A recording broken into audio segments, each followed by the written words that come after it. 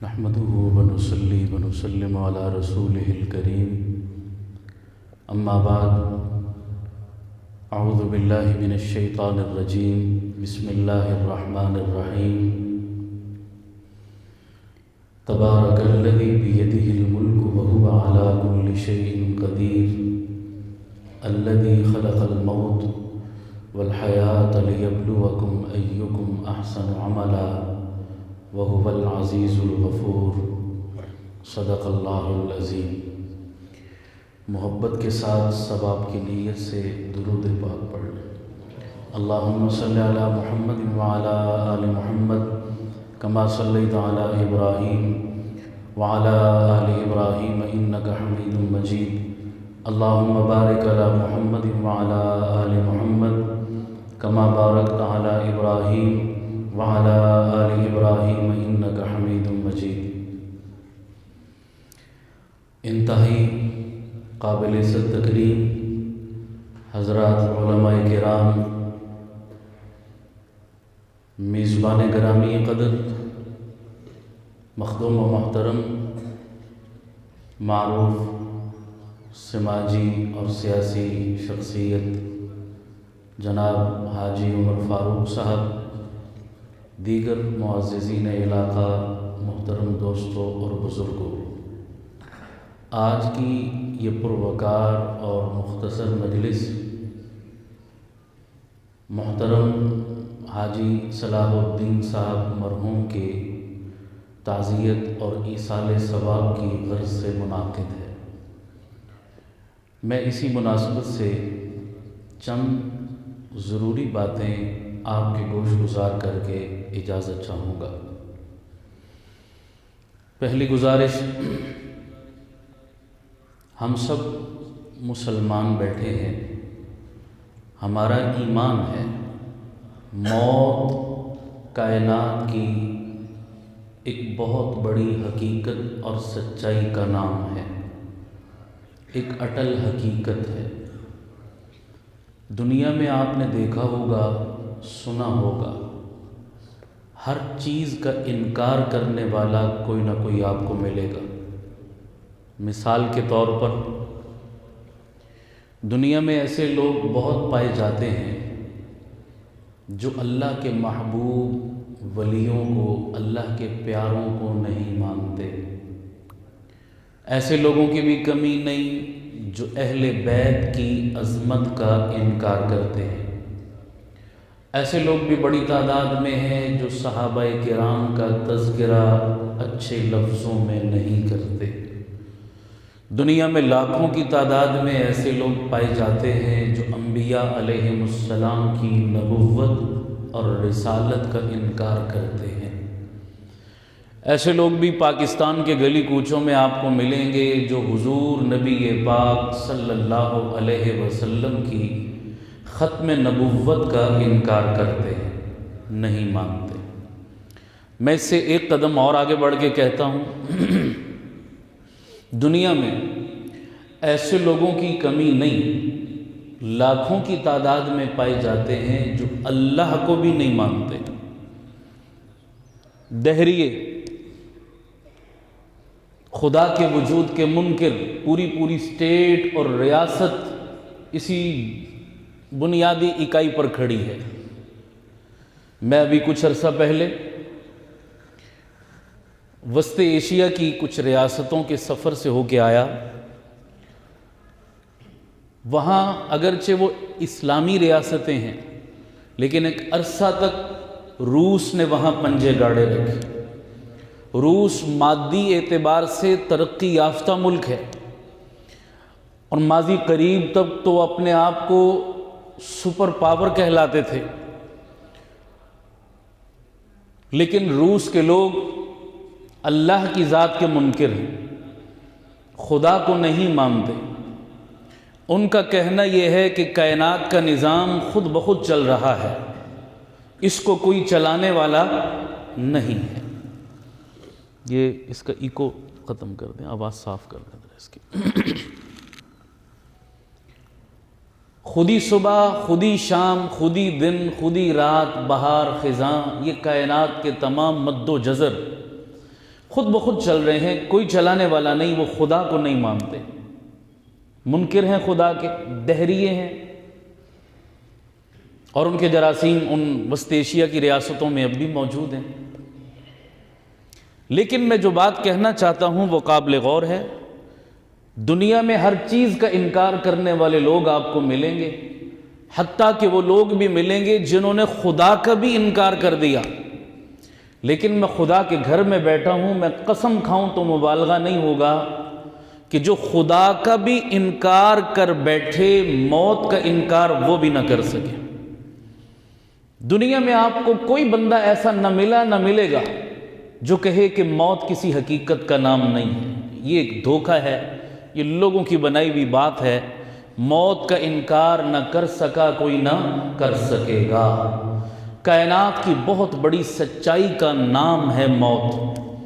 ہمارا ایمان اور عقیدہ ہے کہ موت کا پیالہ ہر کسی کو پینا ہے، چاہے طوعاً پیے، چاہے کرہن پیے، چاہے خوشی سے پیے، چاہے بادل ناخواستہ پیے۔ موت ایک ایسی ڈیوڑی ہے جس میں سے ہر کسی کو گزرنا ہے۔ موت ایک ایسا پنجہ ہے جس نے ہر کسی کی گردن کو دبوچنا ہے۔ موت سے کسی کو مفر اور انکار نہیں ہے۔ اللہ ہم سب کو اس کا یقین نصیب فرما دے، آمین کہہ دیں سارے۔ روزانہ ہم دیکھتے ہیں، جنازے پڑھتے ہیں، مسجد کے لاؤڈ اسپیکر سے کسی نہ کسی کی فوتگی کا اعلان سنتے ہیں، جناب فلاں کی بیٹی، فلاں کی بہن، فلاں کی ماں، فلاں کا بھائی، فلاں کا باپ، فلاں کا چچا ماموں رضا الہی سے انتقال کر گیا۔ اتنے بجے ان کی نماز جنازہ ادا کی جائے گی۔ کسی کو غسل دیا، کفن دیا، کندھا دیا، جنازہ پڑھا، قبر میں گئے، ڈالا، مٹی ڈالی، تعزیت کے لیے آئے، دعا کی، تجہیز و تکفین کی، یہ سارے معاملات میں اور آپ کر رہے ہیں۔ لیکن اس بات کا یقین رکھو، خدا کی قسم، آج مسجد کے لاؤڈ اسپیکر سے کسی کا اعلان ہوا، ایک دن آئے گا کہ مسجد کے اسی لاؤڈ اسپیکر سے میرا اور آپ کا اعلان بھی کیا جائے گا۔ آج کسی کی چارپائی کو کندھا دینے والوں، کل میری اور آپ کی چارپائی کو بھی کندھا دیا جائے گا۔ آج کسی کی تعزیت اور ایصال ثواب کی غرض سے جمع ہونے والوں، ایک دن میں نہیں ہوں گا اور میرے پیچھے بھی کچھ بیٹھے ہوں گے لوگ جو میرا تذکرہ چند دن کریں گے اور ہاتھ اٹھا لیں گے میرے پیچھے، اس کے بعد سب بھول جائیں گے کون تھا اور کہاں چلا گیا۔ میں اکثر کہا کرتا ہوں، یاد رکھیے، قبرستان میں چلے جائیں آپ کو ہر سائز کی قبر ملے گی۔ 1 گھنٹے کے بچے سے لے کر 100 سال کے بوڑھے تک، ہر طبقہ، ہر طرح، ہر کیٹاگری کا بندہ، امیر ہے، غریب ہے، عالم ہے، جاہل ہے، چھوٹا ہے، بڑا ہے، خوبصورت ہے، بدصورت ہے، لاکھوں کروڑوں پتی کی قبر بھی ملے گی، اور ایک فٹ پاتھ پہ بیٹھ کر بھیک مانگنے والے کی قبر بھی ملے گی۔ دنیا میں آنے کی ترتیب تو کنفرم ہے، دادا جان آئے، بیٹا آیا، پوتا آیا، مگر جانے کی ترتیب یہ نہیں ہے کہ دادا چونکہ آنے میں پہلے تھا تو جانے میں بھی پہلے ہوگا، نہیں۔ دادے کتنے ایسے ہیں جو معصوم پوتوں کو ہاتھوں سے قبر میں اتارتے ہیں، کتنے ایسے باپ ہیں جو جوان جگر کے ٹکڑوں کو پیوند زمین کر دیتے ہیں۔ دنیا میں آنے کی ترتیب ہے، جانے کی ترتیب کوئی نہیں۔ صحیح مشکات کی روایت، اللہ کے نبی صلی اللہ علیہ وسلم نے ارشاد فرمایا، دنیا کی ایک اور بڑی حقیقت کی طرف متوجہ کیا، اور حضور نے فرمایا، زور القبور، قبروں کی کیا کیا کرو؟ زیارت کیا کرو۔ کیا کیا کرو؟ بولیے کیا کیا کرو؟ زیارت۔ یہ نبی کی زبان کے الفاظ ہیں۔ یہاں ایک جملہ میں عرض کرنے لگا ہوں، وہ پلے باندھیے، آگے بڑھتا ہوں۔ پھر عبادت کی جگہ کون سی ہے؟ سارے بولیے۔ ہم بیٹھے ہیں یہاں پر، کیا کی جاتی ہے بھائیو؟ عبادت۔ عبادت کی جگہ مسجد ہے، قبر نہیں۔ زیارت کی جگہ کون سی ہے؟ قبر ہے، مسجد نہیں۔ لیکن معذرت کے ساتھ ہمارے ہاں معاملہ برعکس ہو گیا، ہم نے قبروں کو عبادت گاہ بنا لیا اور مسجدوں کو زیارت گاہ بنا لیا۔ چلے جائیے آج فیصل مسجد اسلام آباد، چلے جائیے آج بادشاہی مسجد لاہور، اذان ہوتی ہے مسجد میں، اللہ اکبر، ہزاروں لوگ سنتے ہیں، تقریباً ہر نماز کے وقت میں ہزاروں کا مجمع۔ لیکن کتنے لوگ ہیں جو مسجد میں نماز کی غرض سے آئے؟ لوگ پکنک کر رہے ہیں، لوگ تصویریں کھنچوا رہے ہیں، لوگ سیر سپاٹا کر رہے ہیں، مسجدوں کو بھی عبادت کی نہیں، کس کی جگہ بنا لیا؟ زیارت گاہ، سیر گاہ، تماشا گاہ۔ اور نعوذ باللہ قبروں پہ چلے جائیے، آج لوگ ماتھے ٹیکتے ہیں، لوگ اپنی جبین نیاز کا تقدس پامال کرتے ہیں، لوگ سجدے کرتے ہیں، لوگ ماتھے رگڑتے ہیں، حالانکہ کائنات میں سب سے محترم قبر میرے اور آپ کے آقا جناب محمد الرسول اللہ کی قبر مبارک ہے۔ اگر کسی کی قبر پر ماتھا ٹیکنے کی اجازت ہوتی تو خدا کی قسم سب سے پہلے یہ کام میرے آقا کی قبر پر ہوتا۔ بولیے ایسا ہے یا نہیں؟ جو لوگ گئے اپنی آنکھوں سے دیکھ کر آئے، جو نہیں گئے وہ ان سے پوچھو جنہوں نے روزہ رسول پہ حاضری دی ہے، بتائیے آج تک کبھی آپ نے دیکھا یا سنا کہ روزہ رسول پر کسی نے ماتھا ٹیکا ہو؟ بولو بھائی، کسی نے سر جھکایا ہو؟ بلکہ وہاں تو اگر روزے کی طرف ہاتھ اٹھائے کوئی دعا بھی مانگے، مانگنی تو رب سے ہے، لیکن ہاتھ قبر کی جانب رخ کر کے اٹھا لے تو وہاں ایک شرطا پولیس والا کھڑا ہے، وہ رخ بیت اللہ کی جانب موڑ کے کہتا ہے بابا وہاں سے مانگو جہاں سے یہ روزے والے مانگا کرتے تھے، جہاں سے اللہ کے نبی نے مانگا۔ یہ حضور کی تعلیمات، وہ شرطا جو اصل میں وہاں کھڑا پہرا دے رہا ہے، میں کہا کرتا ہوں وہ شرطا نہیں، وہ پولیس والا نہیں پہرا دے رہا، وہ اصل میں شرطے کی شکل میں میرے مصطفیٰ کی دعا کھڑی پہرا دے رہی ہے۔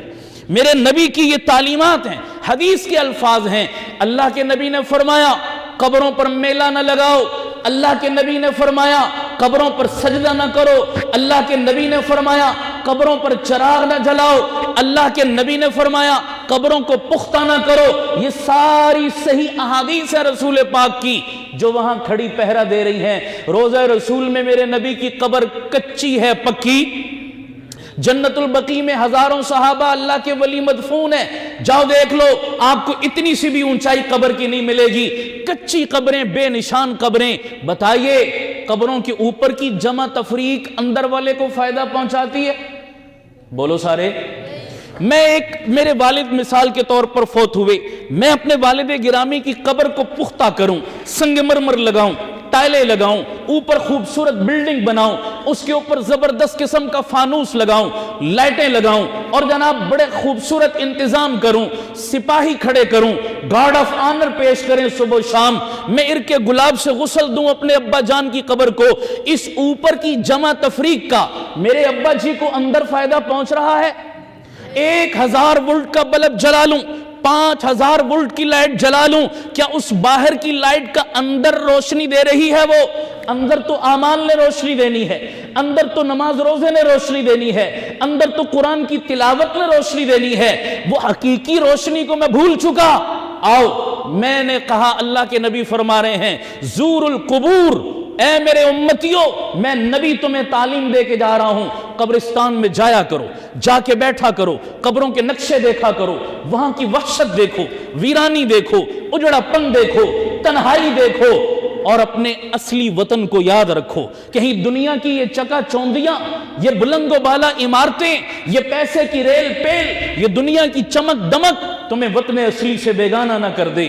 میں اکثر سنایا کرتا ہوں، کبھی آپ کا جانا ہو اگر لاہور کا تاریخی اور معروف دریا ہے جسے دریائے راوی کے نام سے جانا جاتا ہے، دریائے راوی کبھی آپ جائیں، لاہور کے اندر آج بھی موجود ہے ایک قبر جو ہر آنے والے کو دعوت فکر دے رہی ہے، دعوت عبرت دے رہی ہے، دعوت سبق دے رہی ہے۔ وہ کس کی قبر؟ کسی عام خاتون کی قبر نہیں، وہ اس عورت کی قبر ہے جسے دنیا ملکہ نور جہاں کے نام سے جانتی ہے۔ کون نور جہاں؟ جو ہندوستان کے بادشاہ کی بیوی ہے، ہندوستان کے سیاہ سفید کی مالکن ہے، اس کا خامن تو نام کا بادشاہ ہے، اصل میں سکہ نور جہاں کا چلتا تھا، آرڈر نور جہاں کا چلتا تھا۔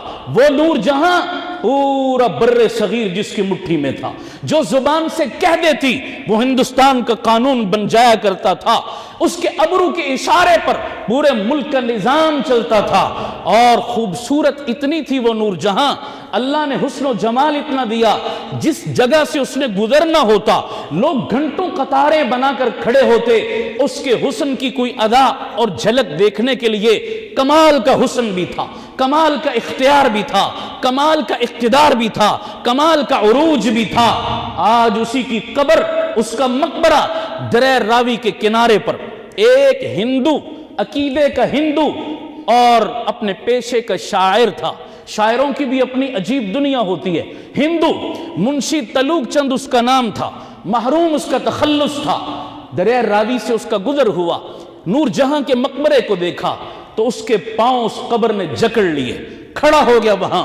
اس قبر کی وحشت کو، ویرانی کو، اجڑے پن کو دیکھ کر وہ ہندو سوچنے لگا، ماضی پورے فلم کی طرح اس کے دماغ میں چل گیا، یار یہ کیسی ملکہ تھی، کیا پروٹوکول تھا، جہاں جاتی ہٹو بچوں کی آوازیں لگ جایا کرتی تھی، گھنٹوں لوگ اس کی جھلک دیکھا کرتے تھے، جو کہہ دیتی سیاہ اور سفید قانون بن جایا کرتا تھا۔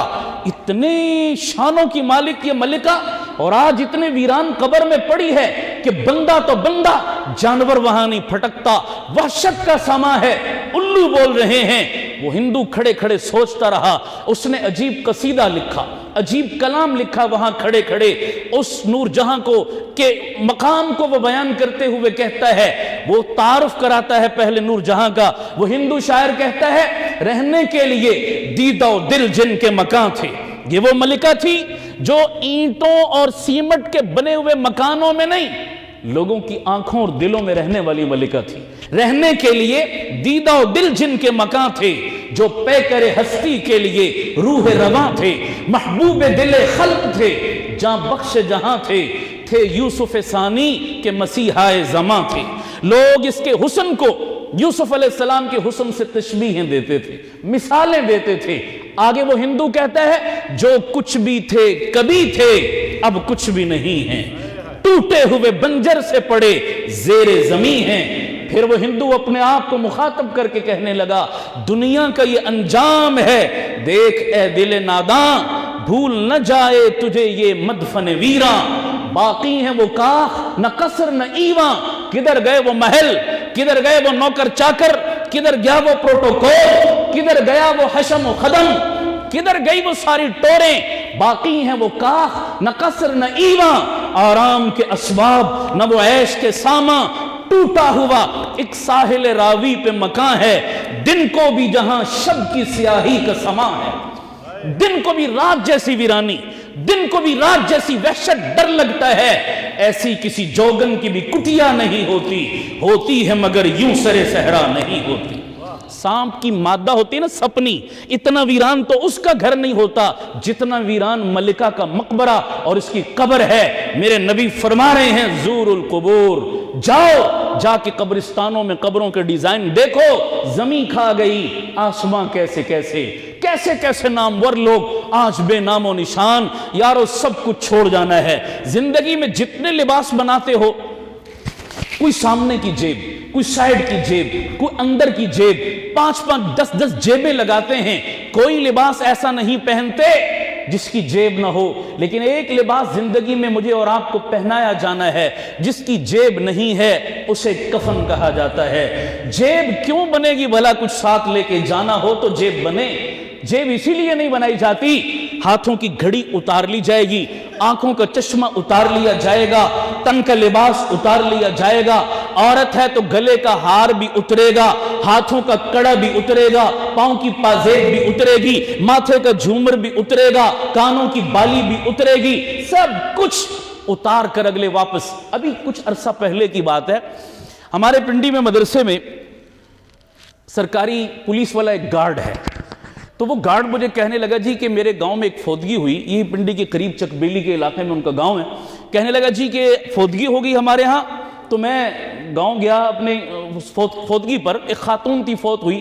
خاتون کی وفات سے کچھ لمحے پہلے اس کے 4 جوان بیٹے چاروں پہنچ گئے، ماں کا آخری وقت تھا، تو ماں کی زندگی ہی میں وہ بیٹے چاروں پہنچ گئے۔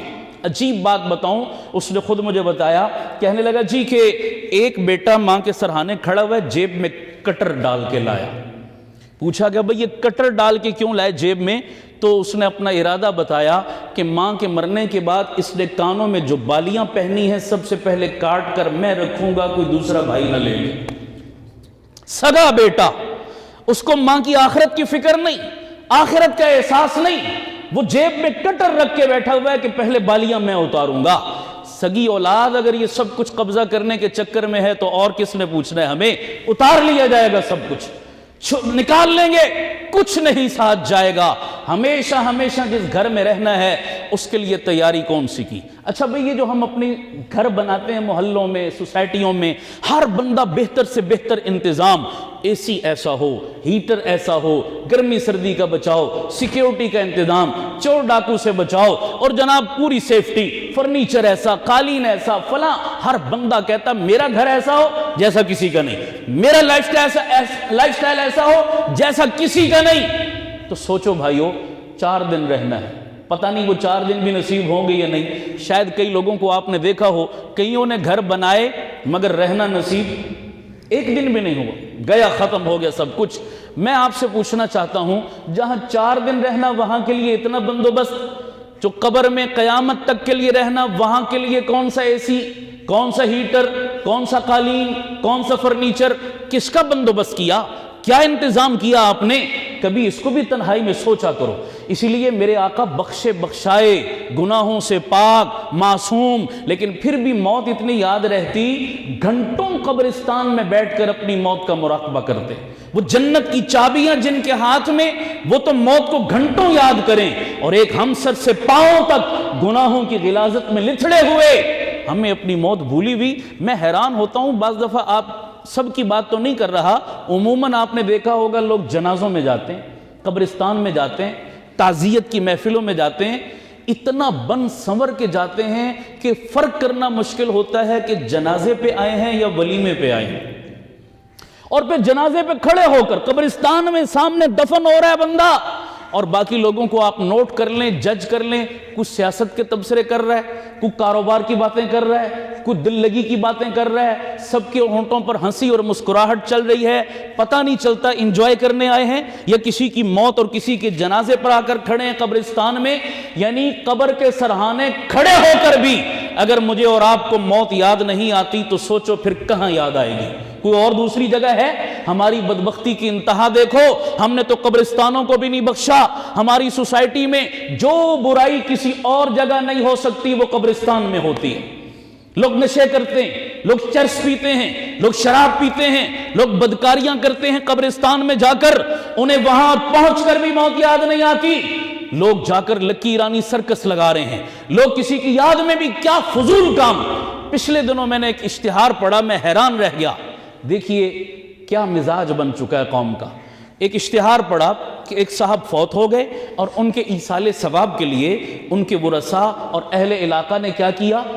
کتوں کی لڑائی اور بیلوں کی دوڑ کا مقابلہ کروایا، اور نیچے لکھا ہوا تھا برائے ایصال ثواب فلاں حاجی صاحب، نیچے باقاعدہ لکھا ہوا اشتہار میں برائے ایصال ثواب فلاں حاجی صاحب، اور کام کیا ہو رہا ہے جی؟ کتوں کی لڑائی ہو رہی ہے اور جناب وہ جانوروں کی دوڑ ہو رہی ہے، اور سمجھ رہے ہیں کہ اس پر ہمیں ثواب مل رہا ہے اور ہم اپنے مرحوم کو ثواب پہنچا رہے ہیں۔ اب اس سے زیادہ تنزل کیا ہوگا؟ اس سے زیادہ ہماری بدبختی اور جہالت کی انتہا کیا ہوگی؟ میں بات سمیٹتا ہوں۔ ابھی کچھ عرصہ پہلے، 2-4 ماہ پہلے میری والدہ کا انتقال ہوا۔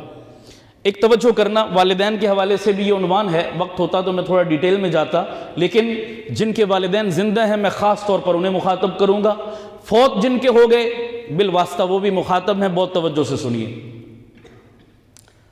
دنیا میں سب سے میٹھا رشتہ کون سا ہے بھائی؟ بولو سارے، ماں کا۔ یہ مجھے بتانے کی ضرورت نہیں، سب جانتے ہیں، اس سے زیادہ میٹھا رشتہ کوئی نہیں۔ باپ بھی ہے لیکن باپ سے بھی زیادہ ماں کا رشتہ۔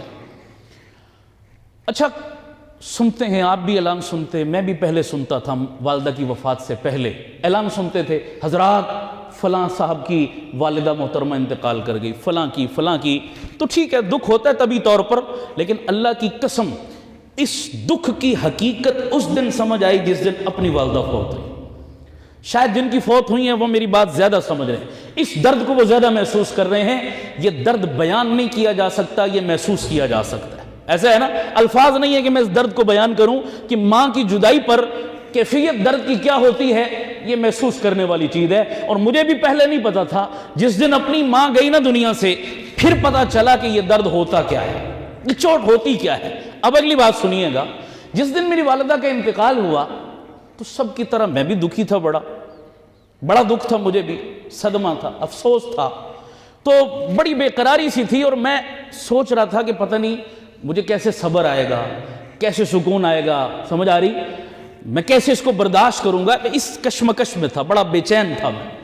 لیکن میری والدہ کا جب جنازہ ہوا نا، جنازہ پڑھ کے میں فارغ ہوا جب، تو آپ یقین کریں کہ میں اتنا ہلکا پھلکا ہو گیا، اتنا ریلیکس ہو گیا کہ جیسے ایک بھاری پتھر میرے سینے سے اٹھا کے کسی نے سائڈ پہ کر دیا، میرا وہ غم بڑا ہلکا ہو گیا۔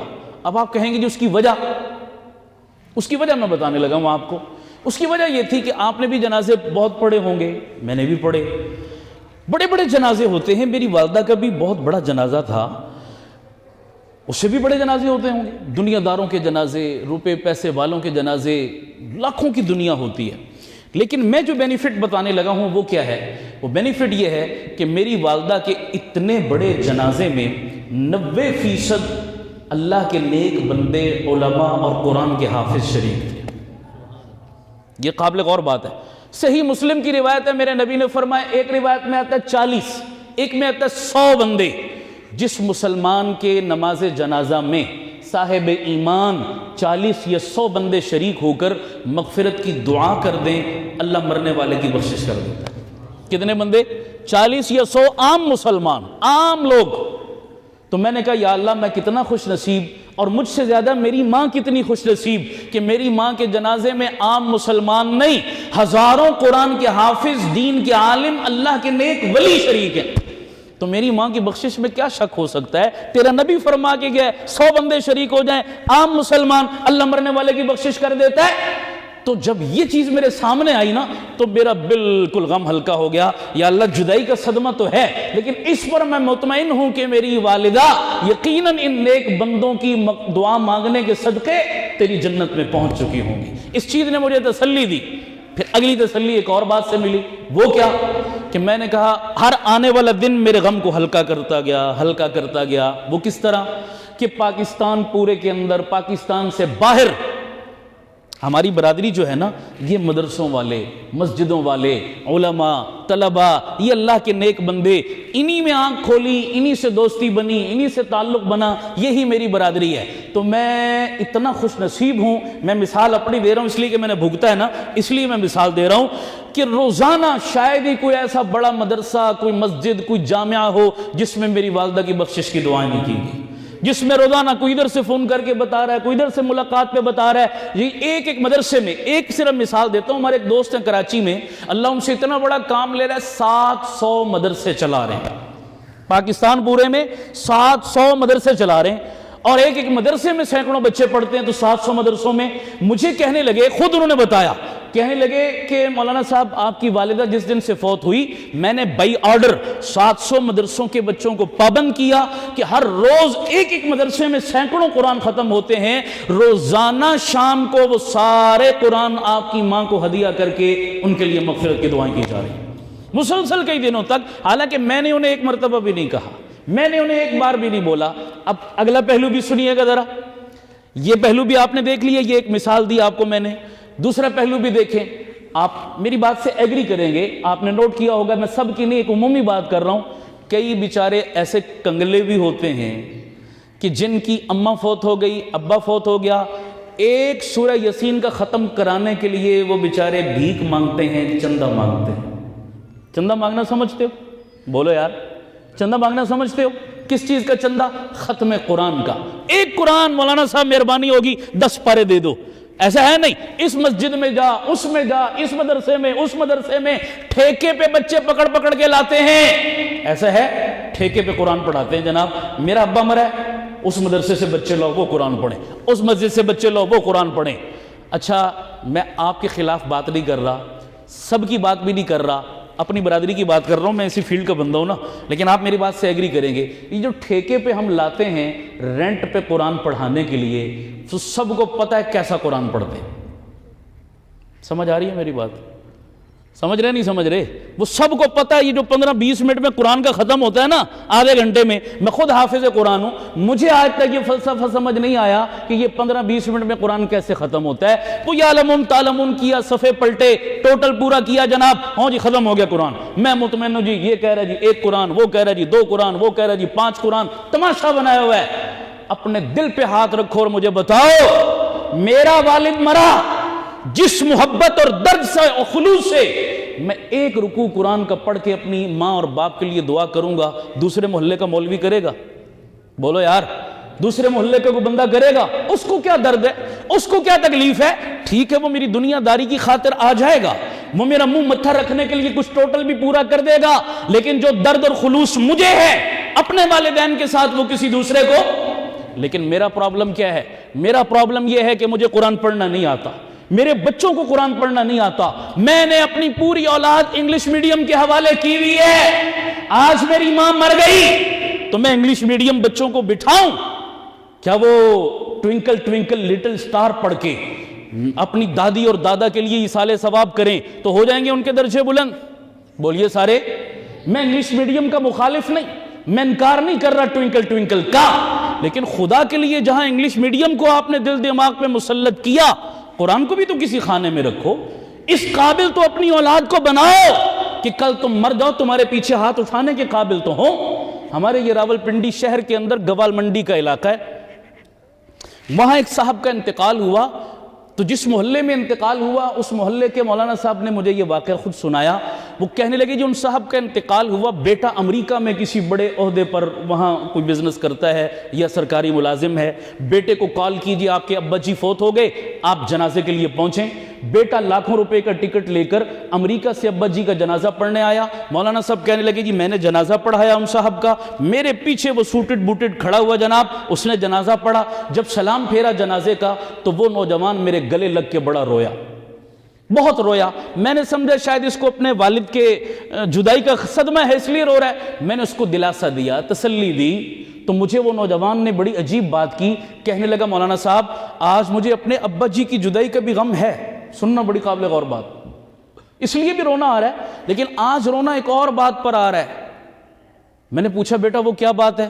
وہ نوجوان کہنے لگا مولانا صاحب میں امریکہ سے لاکھوں روپے خرچ کر کے ابا جی کی نماز جنازہ پڑھنے آیا، آپ کے پیچھے میں ہاتھ باندھ کر کھڑا بھی ہو گیا، اللہ کی قسم مجھے نماز جنازہ نہیں آتی تھی۔ سنیے گا ذرا اگلی بات، مجھے نماز جنازہ نہیں آتی تھی۔ مولانا صاحب نماز جنازہ تو مجھے عرصے سے نہیں آتی، ایسے میں نے ہزاروں جنازے پڑھے کہ میں آ کے کھڑا ہو جاتا ہوں، آتا تو ہے کچھ نہیں، فارمیلٹی پوری کر دیتا ہوں۔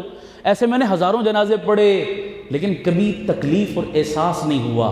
آج چوٹ دل پر لگی ہے کہ آج چارپائی پر سامنے کوئی غیر نہیں، میرے باپ کی میت پڑی ہوئی تھی، میرے باپ کی لاش پڑی ہوئی تھی، آج چوٹ دل پر لگی۔ رونا اس بات پر آ رہا ہے کہ اپنے آپ پر بھی اور اپنے بدنصیب باپ پر بھی کہ میرے باپ نے مجھے انگریزی پڑھائی، مجھے ڈگریاں دلوائی، مجھے امریکہ تک پہنچایا۔ آج ڈالروں کی کمی نہیں، آج کار کوٹھی بنگلے کی کمی نہیں، ہر آسائش میرے باپ نے مجھے دلوا دی۔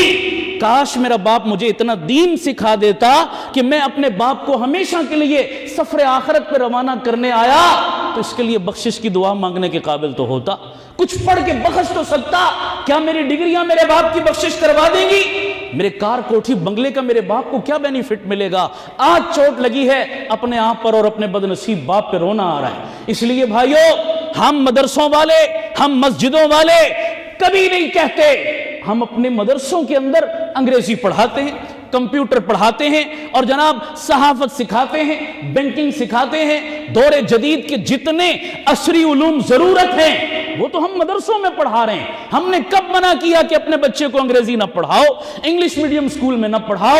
قطعاً منع نہیں کرتے، لیکن ہم کہتے ہیں تم پہلے مسلمان ہو، تم نے پہلے کلمہ پڑھا ہے، موت کسی وقت بھی آ سکتی ہے، ہر گھر میں آئے گی موت، مرنے کے بعد یہ ڈگریاں کام نہیں آئیں گی، وہاں وہ تعلیم کام آئے گی جو نبی دے کر گئے، وہی کی تعلیم، قرآن اور شریعت کی تعلیم کام آئے گی۔ اپنے بچوں کو قرآن اتنا تو سکھا دو، دین اتنا تو سکھا دو، تمہارے مرنے کے بعد تمہارے لیے بخشش کا سامان بن سکیں، صدقہ جاریہ بن سکیں۔ تو بھائیوں میری بات کا خلاصہ یہ نکلا، پہلا یقین بٹھاؤ، موت اٹل حقیقت ہے، ہم نے مرنا ایک دن۔ کرو گے سارے انشاءاللہ؟ موت کا مراقبہ کیا کرو روزانہ، چارپائی پر لیٹتے ہو نا سونے سے پہلے کمرے کی لائٹ بند کر دیتے ہیں، آنکھیں بھی بند کریں، 2-4 منٹ کے لیے سوچا کریں کہ یہ میں کمرے میں نہیں لیٹا ہوا، فرض کریں کہ میں کہاں لیٹا ہوں؟ قبر میں لیٹا ہوں، فرشتے آ چکے ہیں، میری انویسٹیگیشن شروع ہو چکی ہے، خدا کی قسم مقامی چوکی سے نا، پولیس چوکی سے اگر کسی بندے کے نام کوئی پیغام آ جائے، کوئی کچھ بھی نہیں کیا، ویسے پیغام آ جائے جی کل ذرا جاتے ہوئے چوکی سے حاضری لگوا کر جانا، بندے کو ساری رات نیند، اللہ جانے جی پتہ نہیں مجھے کیوں بلاوا آ گیا، خیر تو ہے، کیا مسئلہ بن گیا؟ نیب والوں کا آرڈر آ جائے تو آج دیکھ لو کیا حالات ہو رہے ہیں جناب۔ حالانکہ یہاں تو 100 دھندے چلتے ہیں جناب، بلانے والے بھی 2 نمبر، جانے والے بھی 2 نمبر، یہاں تو 100 سامان ہے نکلنے کے، وہاں کا بلاوا بڑا سخت ہوگا۔ سوچو وہ منکر نکیر جب انویسٹیگیشن شروع کریں گے تو کیا حال ہوگا۔ یہاں تو آج ذرا سی تکلیف پہنچے نا، ذرا سی نکلے، بیوی آئے گی، بچے آئیں گے، دوست آئیں گے، نوکر چاکر آئیں گے، ہاں جناب کیا ہو گیا، لیکن قبر تو ساؤنڈ پروف ہوتی ہے، وہاں کی چیخ و پکار بھی باہر نہیں جا سکتی۔ روزانہ اپنی موت کو 5 منٹ یاد کرو، کاروبار کو یاد کرتے ہیں، بزنس کو یاد کرتے ہیں، دوستوں یاروں کو یاد کرتے ہیں، اور جناب اپنی جائیداد کا حساب کتاب کرتے ہیں، اصل یاد کرنے کی چیز موت ہے۔ اذکروا ذکر حازم اللذات الموت، میرے نبی نے فرمایا اپنی موت کو یاد کیا کرو جو بڑی بڑی لذتوں کو توڑ کے رکھ دیا کرتی ہے۔ یہ جتنے لمبے لمبے پلان ہیں نا، یہ سب پلان پھر سارے کرنے کو دل نہیں کرے گا جب بندہ اپنی موت اور اپنے انجام کو یاد رکھے گا۔ جتنی بھی دوڑ لگا لو، ریزلٹ تو وہی ہے، گھوم کر ہم نے وہیں آنا ہے۔ ایک بندہ وہ جو واکنگ والی مشین ہے نا آج کل چلی ہوئی جناب، دوڑ لگاتے ہیں اس پر اپنی ایکسرسائز کرنے کے لیے، تو ایک بندہ 1 گھنٹہ دوڑتا رہا، جب دوڑ کے فارغ ہوا تو ابا جان نے پوچھا بیٹا گھنٹہ پہلے جہاں سے واک شروع کی تھی گھنٹے بعد کہاں پہنچے؟ بیٹا کہنے لگا ابا جی وہیں کا وہیں ہوں۔ گھنٹہ دوڑا، سانس بھی پھولی، پسینہ بھی نکلا، اور ریزلٹ کیا ہے؟ جہاں سے چلا تھا وہیں کھڑا ہوں۔ کہا بیٹا انسان کی زندگی بھی اسی طرح ہے، انسان کی زندگی بھی جتنا مرضی دوڑ لو گھوم کے وہیں آنا ہے۔ سمجھ آ رہی نہیں آ رہی؟ وہی ہے ہمارا انجام، منہا خلقناکم وفیہا نعیدکم ومنہا نخرجکم تارۃ اخری، پیدا بھی اسی مٹی سے کیا، جتنا مرضی دوڑ لو لوٹ کر بھی اسی مٹی میں آنا ہے۔ یہی ہے ہمارا وطن اصلی۔ اصل مزے تو جنت میں ہیں، اصل راحتیں تو جنت میں ہیں، اصل سکون تو جنت میں ہے۔ اللہ ہم سب کو وہ نعمت نصیب فرمائے، حقیقی دولت نصیب فرمائے۔ ہمارے بڑے بھی وہیں چلے گئے، ہم نے بھی انشاءاللہ وہیں جانا ہے، وہیں ان سے ملاقات ہوگی، وہیں اپنے بڑوں کی خدمت میں رہیں گے، وہیں مزے کریں گے۔ دنیا جیسی کیسی ہے گزر جائے گی، یہاں ایسے رہے یا کہ ویسے رہے، وہاں دیکھنا ہے کہ کیسے رہے، اصل وہاں کا معاملہ ہے۔ اللہ دوسروں کی موت سے ہمیں سبق حاصل کرنے کی توفیق عطا فرمائے، آمین کہہ دو سارے۔ آج سب بھائی نیت کرو، انشاءاللہ روزانہ زیادہ نہیں تو رات سونے سے پہلے 5 منٹ کم از کم تنہائی میں اپنی موت کو یاد کریں گے، کہہ دو سارے انشاءاللہ۔ ویسے میں نے سوال بڑا مشکل ڈال دیا آپ پر، ہمارا ہر کام کو دل کرتا ہے سوائے موت کے، سمجھ آ رہی نہیں آ رہی؟ مرنے کا نام سن کر دور بھاگتے ہیں، حالانکہ میرے نبی نے فرمایا تھا مومن کے لیے موت تحفہ ہے۔ تحفہ ملنے پر بندہ خوش ہوتا ہے ناراض ہوتا ہے؟ خوش ہوتا ہے، لیکن ہمارے لیے تو بڑا مسئلہ بن جاتا ہے موت کا نام سن کر۔ جوان تو جوان رہ گئے، بوڑھے بابا جی نا 70 80 90 سال عمر، بابا جی سے بھی پوچھو بابا جی ہن اگے دا کی پروگرام ہے، تو بابا جی بھی کہیں گے انشاءاللہ جی بس اے کرونا ختم ہونے دیو، اے پھر نواں پلازا میں ہی بنانا ہے جناب۔ سمجھ آ رہی نہیں آ رہی؟ وہ زمین کا سودا میں نے کرنا ہے، وہ مارکیٹ میں نے بنانی ہے، وہ فلانا کام میں نے کرنا ہے۔ بابا جی بھی ابھی اتنے لمبے چکر میں، تو جوانوں کے تو کہنے ہی کیا ہے، جوان تو کہے گا جناب ابھی میں نے دیکھا ہی کیا ہے، ابھی میری عمر ہی کیا ہے، میں نے قبر کے کتبے کے اوپر لکھا ہوا پڑھا،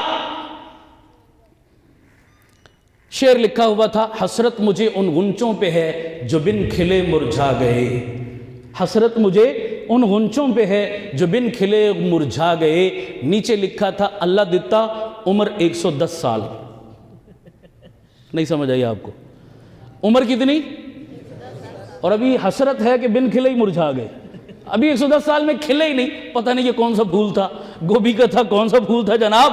110 سال والا بھی جب یہ حسرت لے کے بیٹھا ہے تو 25 سال والے کا کیا حال ہوگا؟ 30 سال والا کس کھاتے میں ہوگا؟ نہیں بھائیو، میں نے پہلے کہا قبرستان میں جا کر دیکھو ہر سائز کی قبر ملے گی، کوئی ترتیب نہیں ہے کون پہلے جائے گا کون بعد میں، ہٹے کٹے صحت مند چلتے پھرتے چلے جاتے ہیں، کوئی بھروسہ نہیں۔ اپنی موت کو یاد کرو گے انشاءاللہ۔ دوسری نیت سارے بھائی یہ کرو، جہاں اپنی تجارت کاروبار بزنس کے لیے اپنی اولاد کو پیچھے سرمایہ اور تیاری کر کے چھوڑ کے جا رہے ہو، وہاں مرنے کے بعد کے لیے بھی اپنی اولاد میں سے کوئی بچہ بچی، زیادہ نہیں تو نیت کرو اپنا ایک بیٹا یا بیٹی حافظ قرآن بنائیں گے۔ ہاتھ کھڑا کرو، کس کس کا ارادہ ہے انشاءاللہ؟ بناؤ گے نا؟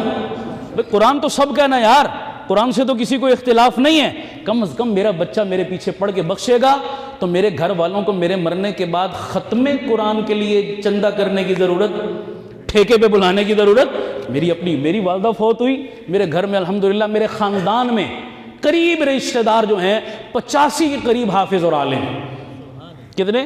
85۔ میری والدہ کی میت پڑی تھی، میری ہمشیرہ پڑھ رہی ہیں، میرے بھتیجے پڑھ رہے ہیں، میرے بھانجے پڑھ رہے ہیں، ان کے پوتے پوتیاں نواسے نواسیاں سارے کوئی حافظ بن چکے، کوئی حافظ بن رہے۔ میرا خدا کی قسم وہ منظر دیکھ کے کلیجہ ٹھنڈا ہو گیا کہ میری ماں کی چارپائی پہ یوں سایہ کیا ہوا تھا سب نے۔ میں نے کہا میری ماں کتنی خوش نصیب ہے، میری ماں چاہتی مجھے بزنس کے لائن پہ لگا دیتی، 4 پیسے میں بھی کما لیتا، ہٹا کٹا ہوں، اللہ نے ہاتھ پاؤں دیے ہیں، میں بھی کوئی محنت مزدوری کرتا، کار کوٹھی بنگلہ ہر بندے کی چاہت ہوتی ہے، میں بنا لیتا۔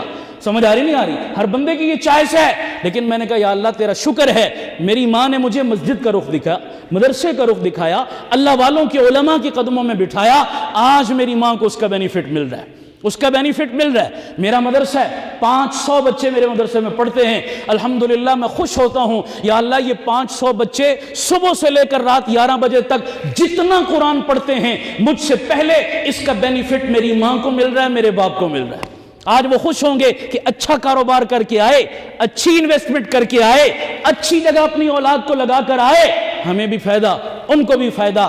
آپ بھی نیت کرتے ہیں انشاءاللہ اس جگہ بھی انویسٹمنٹ کرو، یہی انویسٹمنٹ کرنے کی جگہ ہے۔ اللہ مرحوم حاجی صاحب جو فوت ہوئے، جن کی ایصال ثواب کی غرض سے یہ مجلس منعقد کی گئی، کسی کو یاد کرو گے نا یار دعاؤں میں اپنی، ہمارے مرنے کے بعد کوئی ہمیں بھی کیا کرے گا؟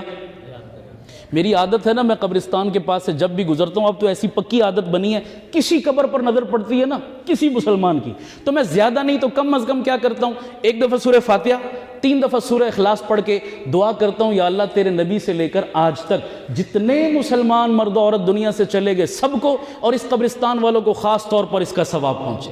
لالچ کیا؟ مجھے میرا لگا تو کچھ نہیں، لالچ یہ ہے یا اللہ آج میں کسی کو یاد کروں گا، کل میں قبر میں پڑا ہوں گا، میں بھی محتاج ہوں گا ان دعاؤں کا، مجھے بھی کچھ بینیفٹ چاہیے ہوگا، میں ایک منٹ سیکنڈ منتظر رہوں گا۔ آج کسی کو پڑھ کے بخشو گے، کل مجھے اور آپ کو بھی کوئی پڑھ کے بخش دے گا۔ آج میں اور آپ کسی سے دنیا داری کریں گے، کل میں مر جاؤں گا تو میرے ساتھ بھی کیا ہوگی؟ دنیا داری ہوگی، دل سے کوئی ہمدردی نہیں کرے گا۔ تو مرنے والوں سے دنیا داری بولو سارے، دکھلاوا، زبانی جمع تفریق، دل کی ہمدردی کا اظہار کیا کرو، سامنے بھی اور پیٹھ پیچھے بھی۔ اللہ واقعتاً اپنے مردوں سے، اپنے مرحومین سے مخلص ہو کر ایصال ثواب کرنے اور ہر وقت پڑھ پڑھ کے بخشنے کی توفیق عطا فرمائے۔ یار زندہ ملاقات باقی، وآخر دعوانا ان الحمدللہ رب العالمین۔ دعا کر لیں سب بھائی، 1 دفعہ سورہ فاتحہ، 3 دفعہ سورہ اخلاص پڑھ کے پھر دعا کرتے ہیں۔ بسم اللہ الرحمن الرحیم، الحمدللہ رب العالمین الرحمن الرحیم مالک یوم الدین، ایاک نعبد و ایاک نستعین، اهدنا الصراط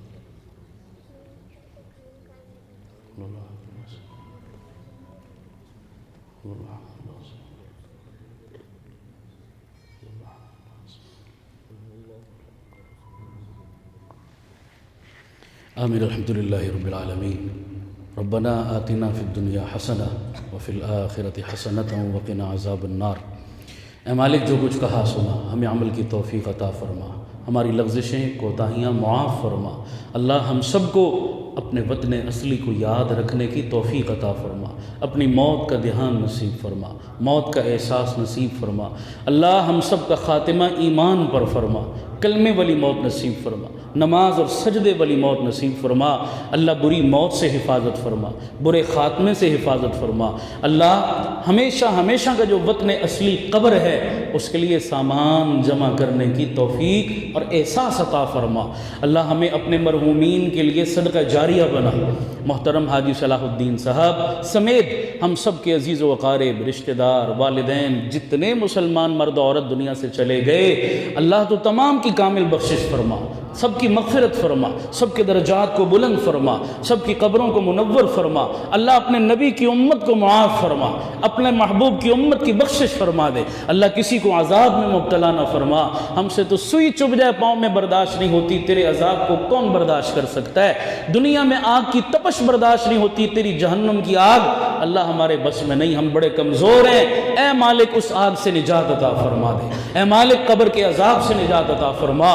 ہمارے مرحومین مرحومین کی قبروں کو تا حد نظر کشادہ فرما، اللہ ہمیں انہیں ہر وقت پڑھ پڑھ کے ایصال ثواب کرنے کی توفیق عطا فرما، دنیا داری سے محفوظ فرما، دکھلاوے سے محفوظ فرما، اللہ ہماری دعاؤں کو قبول فرما، ہمیں اپنی اولادوں کو دین سکھانے کی توفیق عطا فرما، دیندار بنانے کی توفیق عطا فرما، مساجد کی، مدارس کی، علماء کی قدر کرنے کی توفیق عطا فرما، ہماری نسلوں میں اپنے قرآن کے فیض کو عام فرما، ہمارے بچے بچیوں کو حافظ حافظہ بنا دے، عالم عالمہ بنا دے، عاشق رسول بنا دے، خادم رسول بنا دے، یا اللہ جو مانگا وہ بھی عطا فرما، جو نہ مانگ سکے وہ بھی نصیب فرما، اس مسجد اور تمام مساجد کو آباد فرما، جو علماء تشریف فرما ہیں ان کی محنتوں کو، کاوشوں کو قبول فرما، ہمیں اپنے علماء کی قدر کرنے، خدمت کرنے، دست و بازو بننے اور ان کا کہا ماننے کی توفیق عطا فرما، دل سے عزت و احترام کی توفیق عطا فرما، سب حاضرین مجلس کی جائز حاجات اور نیک تمناؤں کو پورا فرما،